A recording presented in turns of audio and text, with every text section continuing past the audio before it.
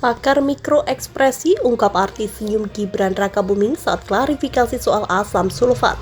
Tidak ada yang spesial. Dilansir dari suara.com, pakar mikroekspresi Kirdi Putra mengungkap arti senyuman Gibran Rakabuming saat membahas kesalahan penyebutan istilah asam folat menjadi asam sulfat untuk ibu hamil. Apa ya maknanya? Diketemui di kawasan Gelora Bung Karno GBK Senin 4 Desember 2023, Gibran akhirnya menjelaskan kekeliruannya dan meminta maaf. Dalam sesi wawancara dengan awak media sambil berjalan alias doorstop itu, Kirdi melihat ada tarikan senyuman kecil saat membahas asam folat dan asam sulfat. Ada tarikan senyuman kecil di sudut bibirnya yang artinya itu, hehe, ternyata salah gue. Tapi habis itu dia nggak terlalu dipikirin. Jelas Kirdi saat dihubungi suara.com Selasa 5 Desember 2023. Kirdi juga menjelaskan ada perkuatan raut wajah Gibran Rakabuming sedikit turun saat wartawan bertanya. Tapi tidak berselang senyuman kecil itu muncul. Bahkan pakar ekspresi sekaligus sosiopreneur itu menjelaskan tidak ada makna istimewa dalam raut wajah putra pertama Presiden Jokowi itu dan tetap terlihat santai.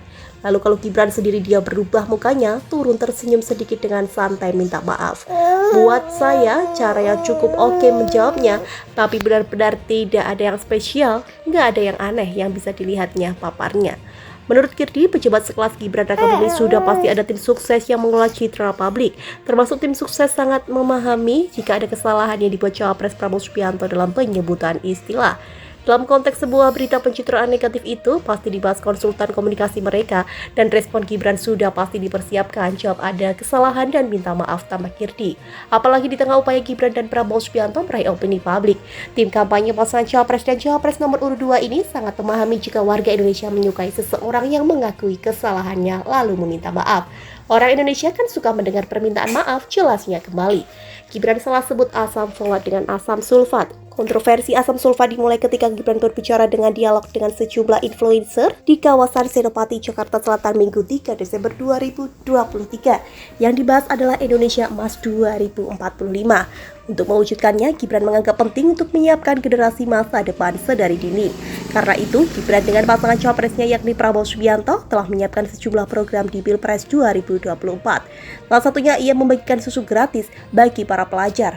Lalu keduanya juga menyiapkan kartu Indonesia Sehat KIS khusus ibu dan anak. Kartu itu sengaja dibuat Gibran untuk dapat memonitor tumbuh kembang anak bahkan ketika masih di dalam kandungan. Lalu ketika hamil harus dicek dia misalnya asam sulfat yodiumnya terpenuhi enggak, ketika anaknya lahir sampai 2 tahun asinya terpenuhi enggak, berat badannya tinggi badannya oke enggak, kata Gibran terpercaya diri.